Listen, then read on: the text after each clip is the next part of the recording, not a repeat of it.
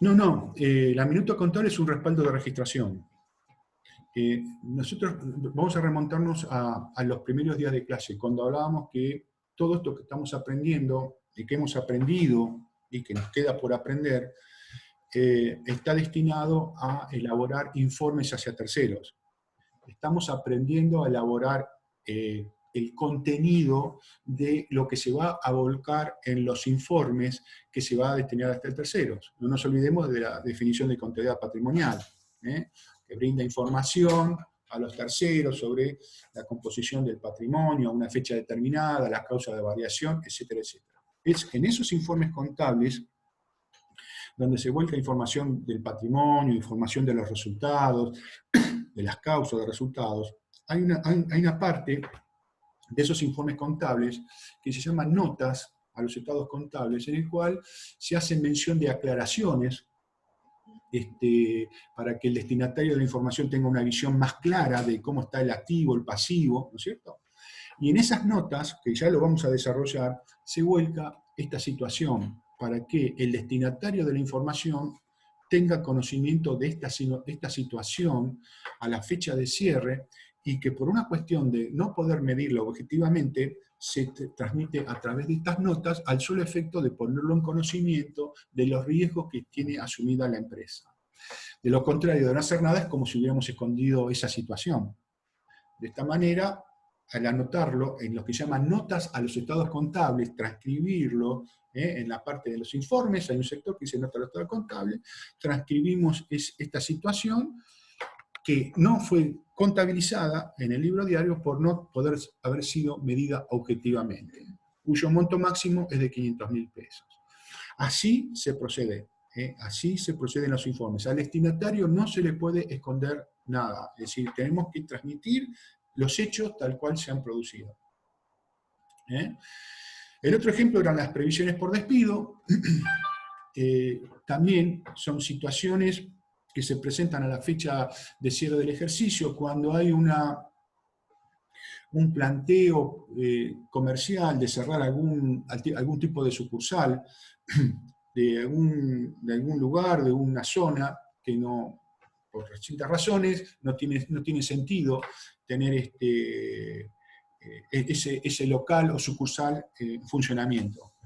Por lo tanto, entonces, el ente sabe que tomó la decisión en este ejercicio, en el ejercicio 2020, de cerrar esa sucursal ya en el 2021, y por lo tanto, entonces, si se cierra esa sucursal, el ente va a tener que hacer frente a todos los componentes de despido, ¿no? Las indemnizaciones. Por lo tanto, entonces, a la fecha de cierre del ejercicio, corresponde reconocer el resultado y el pasivo contingente de esta estimación de despido que se hace a la fecha de cierre, a los efectos de que el resultado y la obligación quede asignado al ejercicio en el cual se tomó la decisión que origina este resultado y ese pasivo. De esa manera, al igual que en el caso anterior, no se traslada resultados al ejercicio siguiente al momento de perfeccionarse el pasivo, sino que se reconoce el resultado en la estimación objetiva y de alta probabilidad de ocurrencia. ¿Sí? ¿Se va entendiendo todos estos temas? ¿Sí? Sí, profe. Acá me figura 41 alumnos, porque el 42 soy yo, ¿no? 41 alumnos. A ver si puedo sacar la página. Acá me ponen todos que sí.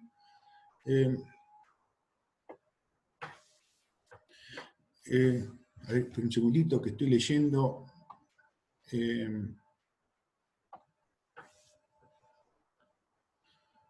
Sí, Facundo, lo que vos estás poniendo es algo, es algo así. Esa nota es una nota que está incorporada en los estados contables o en el informe contable que nosotros vamos a aprender a desarrollar ya en las próximas clases, en el cual estas notas en estas notas se vuelcan situaciones como la que estamos mencionando aquí, como bien decís vos, el juicio perdido, pero que no se puede registrar por no poder hacer medición objetiva del mismo, ya que los abogados dicen que puede ser entre un valor o el otro, y volcamos como dando una idea del importe a pagar, el importe máximo que el abogado nos indicó, es decir, los 500.000 pesos.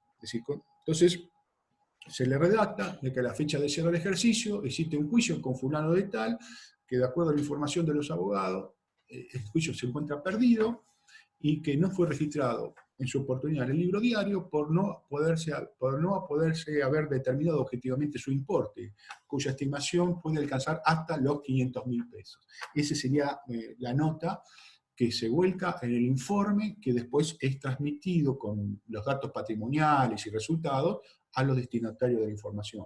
¿Sí?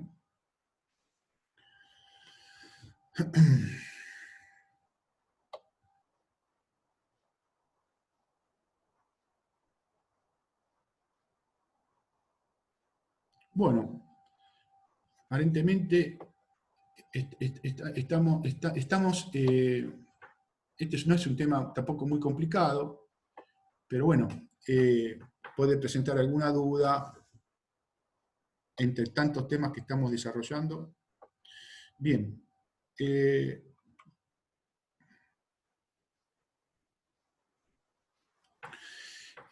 Formas de cancelación del pasivo. ¿Sí? El pasivo se puede cancelar por las tres condiciones básicas por el cual se contrae un pasivo. Entregar la suma de dinero, el compromiso más habitual, la transferencia de activos, es decir, de otros activos. En el caso de un anticipo de clientes, el ente tiene que entregar al ente bienes. Prestación de servicios, el ente recibe una suma de dinero como un anticipo de cliente por un servicio que debe de prestarle al cliente. Pero también se puede dar por sustitución de un pasivo por otra deuda.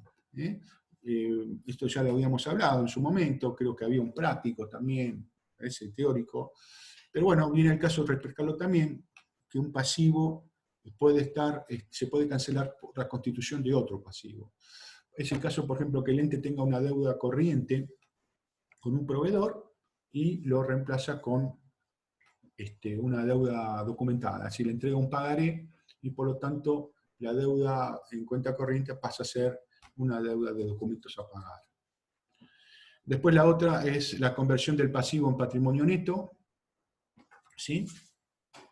Que se da en la situación de el ente contrae un pasivo, ¿no? En desmedro del patrimonio neto. ¿Sí? Nosotros habíamos visto cuando hay un aporte, ¿no? De los propietarios. ¿Sí? En este caso una persona puede hacer un retiro y el ente asume la obligación de pagar. Y bueno, en cuanto a la condonación de la deuda, es otra manera, la condonación de la deuda es una forma de cancelar los pasivos. En otras palabras, la condonación puede ser sinónimo de perdón, si queremos así, ¿no? El tercero nos perdona la deuda. Esa sería la condonación. Y esto se da mucho en las deudas impositivas, cuando se deben intereses importantes. Entonces le sale una publicación de ARBA, de APR o de AFIP, indicándole cancele su obligación con una reducción del 50% de los intereses. O sea que de la deuda en intereses le perdonan la mitad de lo que debe. Esa disminución de deuda es condonación. En el caso anterior, no sé si fui claro, que es el caso anterior de la conversión del pasivo, es el caso que ya habíamos visto cuando un socio hace un aporte, y entonces en vez de recibir dinero, cancela un pasivo del ente, ¿no? Entonces se hace cargo de un pasivo volante. El pasivo, por lo tanto, disminuye y por lo tanto incrementa el patrimonio por su aporte en el capital. Es una forma de aportación.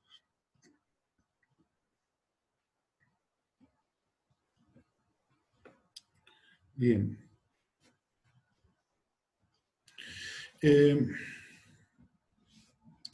Tenemos rubros, ¿sí? Los rubros del pasivo. Así como en el activo, el pasivo tiene sus rubros. Aquí tenemos deudas comerciales, deudas bancarias, deudas por remuneración y cargas sociales, deudas fiscales y después otras deudas, que es un rubro en el cual se clasifican todos aquellos pasivos o agrupan todos aquellos pasivos que no pueden incluirse en los casos anteriores. Deudas bancarias, bueno, aquí tendremos los descubiertos bancarios, la deuda que el ente pueda tener por un préstamo o el giro en descubierto, ¿no? Es una deuda, perdón, las deudas comerciales se refieren a deudas por comproveedores, acreedores varios, por compra en cuenta corriente, ¿cierto? Que el ente tiene. También los anticipos de clientes también entran dentro de estas deudas comerciales. Y ahora sí, las deudas bancarias se refieren a los descubiertos, a las generadas por descubiertos bancarios, es decir, por giros, por sobregiro, por no tener fondos, el banco recibe una autorización para utilizar dinero del banco para hacer frente a sus obligaciones. Por lo tanto, el ente emite un cheque, pero está generando la deuda con el banco. Después todo lo que es remuneraciones del personal, sueldos que se están adeudando a la fecha de cierre, cargas sociales, todo lo que es aportes, contribuciones, deudas fiscales, impuestos y otras deudas, ¿sí? Estos son los rubros que están, que vamos a ver en el, o podemos ver en esta cuenta recompuesta de pasivo. Estos rubros pueden estar agrupados a los efectos de los informes contables en pasivos corrientes y no corrientes, ¿sí? Para recordar, porque este es un tema que ya lo mencionamos, el pasivo corriente son aquellas obligaciones que a la fecha de cierre se encuentran vencidas o se espera que vayan a vencer en un periodo de 12 meses a contar desde la fecha de cierre. Por lo tanto, los pasivos no corrientes son aquellos pasivos que se esperan que serán exigibles o van a vencer dentro de la fecha posterior a la anterior, es decir, después de los 12 meses contados a partir de la fecha de cierre. ¿Qué caso se puede dar? ¿Qué caso se puede dar para una clasificación de un mismo pasivo en corriente y no corriente? El ejemplo más común es el del rubro de las deudas bancarias, ¿sí? El ente contrae un préstamo a pagar a 5 años. Por lo tanto, entonces, en la parte de pasivos corrientes, en el rubro deuda corriente, perdón, de deudas bancarias del pasivo corriente, se va a volcar tanto las deudas vencidas y no pagadas, o cuotas vencidas y no pagadas del préstamo a la fecha de vencimiento, como también todas las cuotas que se esperan que se van a vencer dentro de los próximos 12 meses a contar desde la fecha de cierre. Todo eso va a dar un importe que va a estar incorporado en una cuenta sintética llamada préstamos bancarios dentro del rubro deudas bancarias, siempre hablando del pasivo corriente. Ahora, por el resto de las deudas, de las cuotas que van a vencer después de los 12 meses a contar desde la fecha de cierre, esa deuda va a incorporar en una cuenta sintética préstamos bancarios, que también va a ir en un rubro, deudas bancarias, pero en el pasivo no corriente. Por lo tanto, entonces, tanto el activo como el pasivo tienen este desdoblamiento, ¿sí? en corrientes y no corrientes. Y esta clasificación se da como consecuencia de los informes contables, de la exposición. Y esta fue la última de las placas. ¿Sí? No sé si hay alguna duda con respecto a todo esto.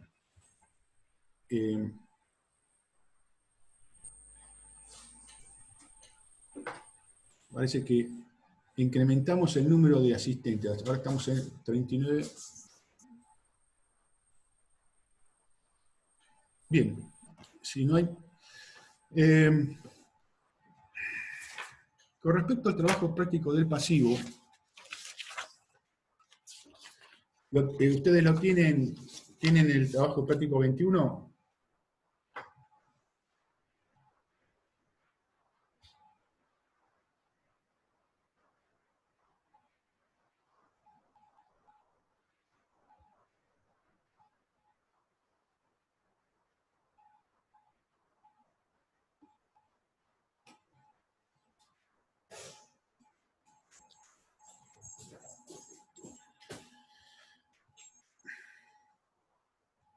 Bien.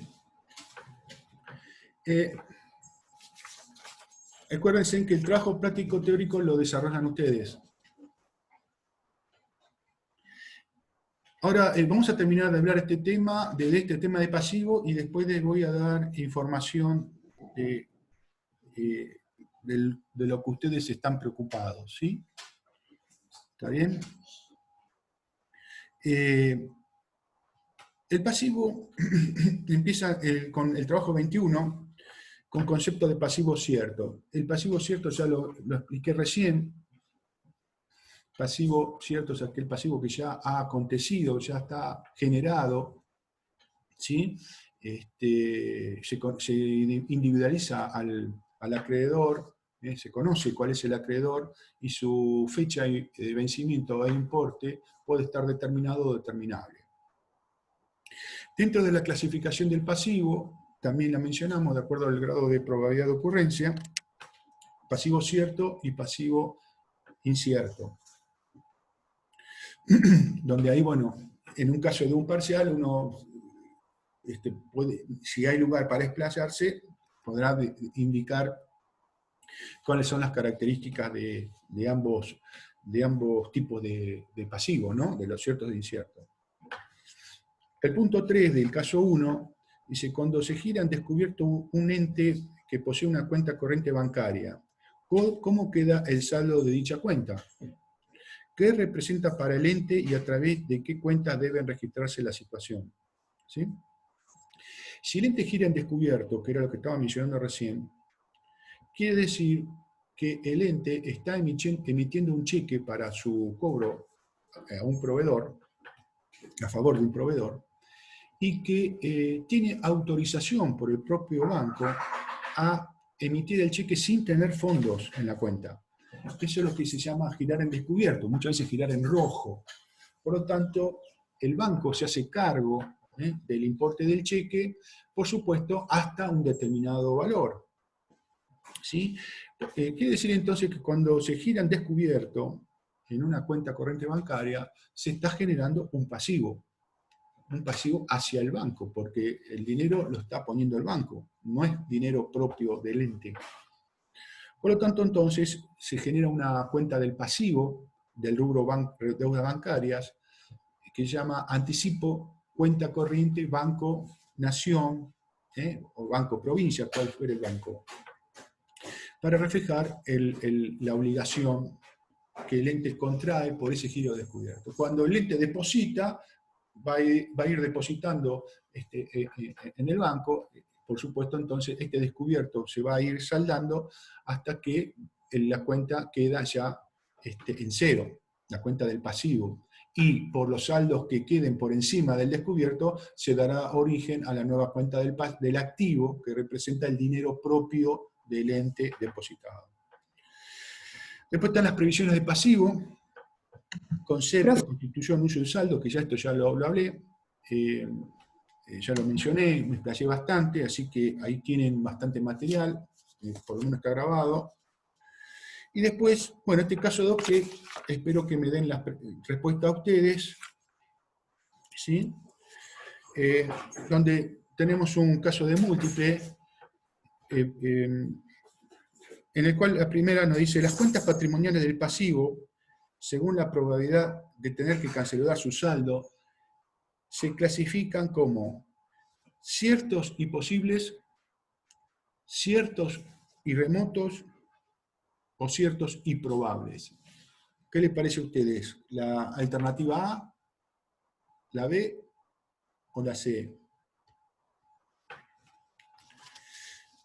Bien, entonces dijimos que los pasivos inciertos daban origen a las previsiones, y las previsiones son variaciones probables del patrimonio neto, ¿sí? Entonces la alternativa está correcta, la C. Una seña cobrada por una operación de venta aún no perfeccionada, ¿sí?, constituye un pasivo contingente de probable ocurrencia, un pasivo cierto de monto determinado o un pasivo cierto de monto determinable. A, B o C.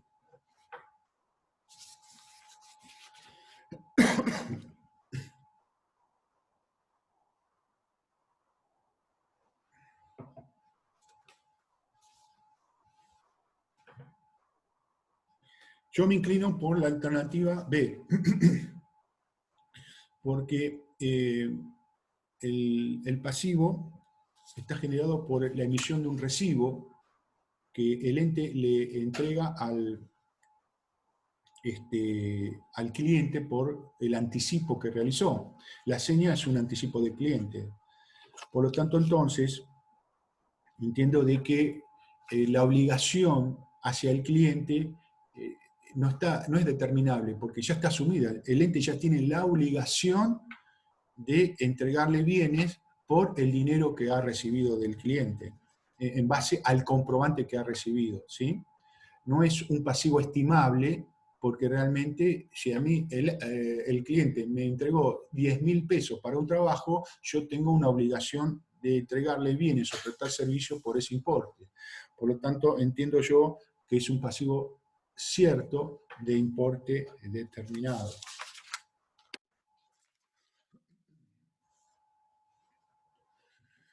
Los gastos devengados o impagos al cierre del ejercicio que no cuentan con la documentación respaldatoria representan pasivos ciertos de monto estimado, pasivos probables o contingentes, o pasivos que no se registran ni se reconocen contablemente. ¿Qué tenemos? A, B o C.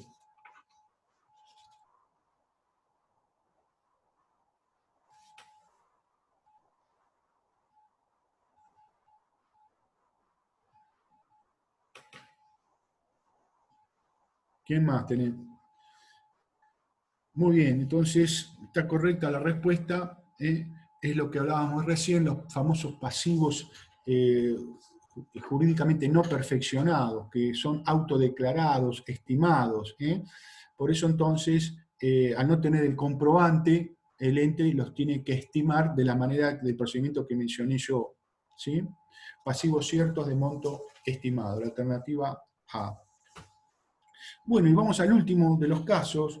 Dice, al cierre del ejercicio, el saldo acreedor de la cuenta bancaria ya controlado y ajustado representa para el ente titular un activo en función regularizadora de las cuentas corrientes bancarias, un pasivo cierto por haber girado en descubierto, o un pasivo altamente probable por contar con la autorización del banco para girar en descubierto. A, B o C. Entendamos que el saldo acreedor es el saldo contable del ente, no el saldo acreedor del banco, ¿no? Sino ahí nos confundimos. Es el saldo acreedor en la contabilidad del ente. Tiene una cuenta de banco con saldo acreedor. Ahora, ¿a qué se identifica? ¿A lo manifestado en el punto A, en el B o en el C? Bien, tenemos el caso exacto, muy bien. Entonces se entendió el tema, el caso B, porque el ente, como bien les decía recién, gira en descubierto, el girar en descubierto no es algo que alguien lo pueda hacer en forma inmediata o automática. Se debe de pedir una autorización al banco y el banco autoriza hasta un determinado importe. Por supuesto, por ese importe va a tener que pagar intereses porque está usando capital ajeno el ente, y al hacer uso de capital ajeno, eso da origen al devengamiento de intereses. Bien, entonces aquí ya tienen desarrollado los dos últimos temas, no de la materia, porque vamos, después del parcial vamos a continuar con patrimonio neto, exposición, es decir, vamos a terminar, las clases continúan después del parcial, pero a los efectos de la evaluación del próximo viernes, del viernes de la semana que viene, estoy hablando, del parcial, no del parcialito, se incorporan hasta este tema que estoy cerrando hoy. Pasivos, va hasta pasivos. Con respecto a lo que llamamos parcialito, para diferenciarlo del parcial principal, se tomaría este viernes porque, bueno, me dijo la profesora que había materias que estaban estudiando, que exámenes para mañana, en fin, no hay ningún problema. Entonces lo traspasamos para el día viernes.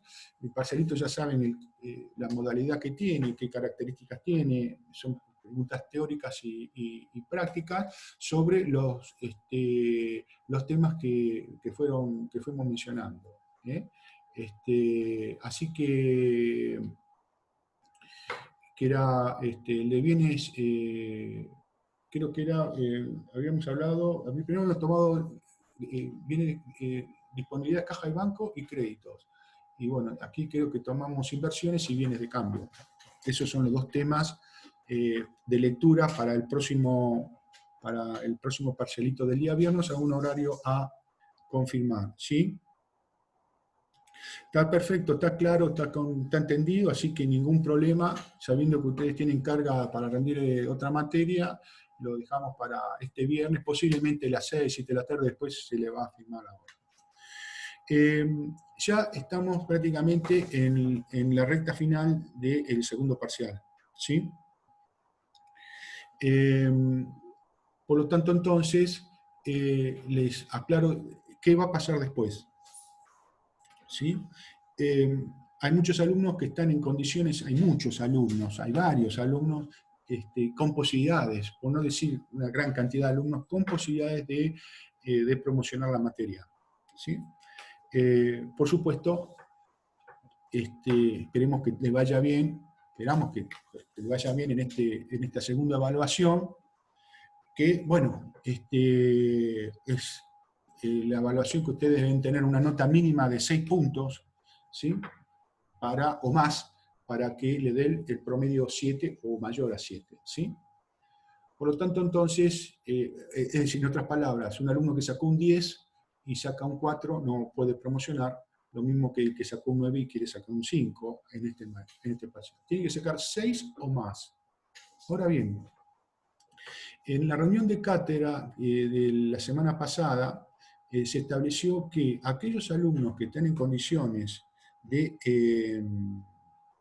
promocionar la materia van a tener que rendir un examen presencial por Zoom, ¿sí?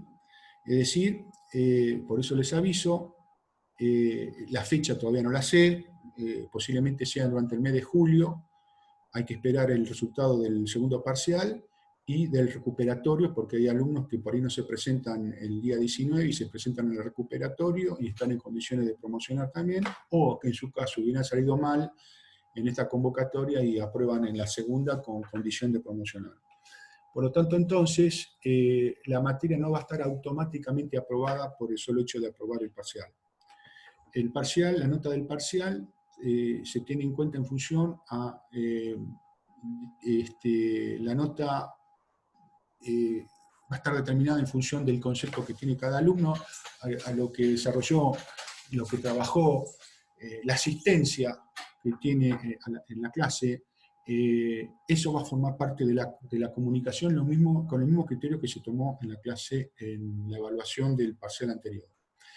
Pero, vuelvo a repetir, aquellos alumnos que estén en condiciones de promocionar, van a tener que rendir, como dijo acá un compañero, una especie de coloquio virtual. que va a ser un cara a cara, digamos, con el profesor, ya sea conmigo o, perdón que lo diga primero, pero bueno, o la profesora sí.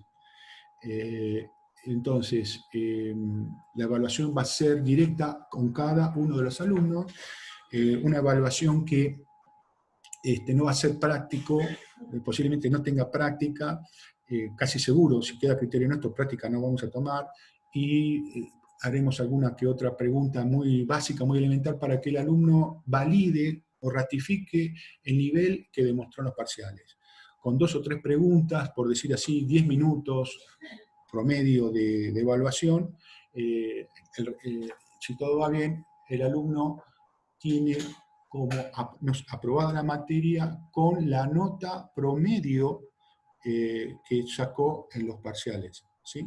Si un alumno tiene un promedio 8 entre los parciales, sacó un 8 y sacó un 8. Entonces, le va bien en el coloquio, o esta prueba complementaria o de Zoom, por más sencillas que tenga las preguntas o que haya tenido alguna dificultad, pero le va bien, la nota es 8. Así que les quería anticipar esta modalidad, ya que este es un año especial, donde no podemos hacer evaluaciones presenciales. Entonces, para aquellos alumnos que estén bajo esta circunstancia, vamos a tomar una pequeña pruebita tipo coloquio. Así que bueno, le quería anticipar esto, para que ustedes ya vean cómo sigue este tema. Posiblemente esto va a ser, estamos hablando de julio, porque creo que el recuperatorio es en la primera semana de julio. Así que lo más probable es que pueda ser en julio, salvo que me indiquen otra fecha.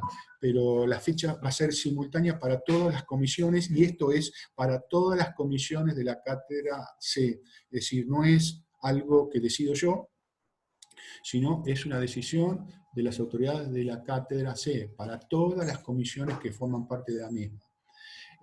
Así que, bueno, les quería anticipar esto para que se preparen de la mejor manera posible, cosa de que después estén en condiciones de poder aprobar con seguridad este coloquio. Bueno, no sé si no tienen ninguna otra pregunta, ninguna duda. Bueno, me estoy despidiendo para la semana que viene, con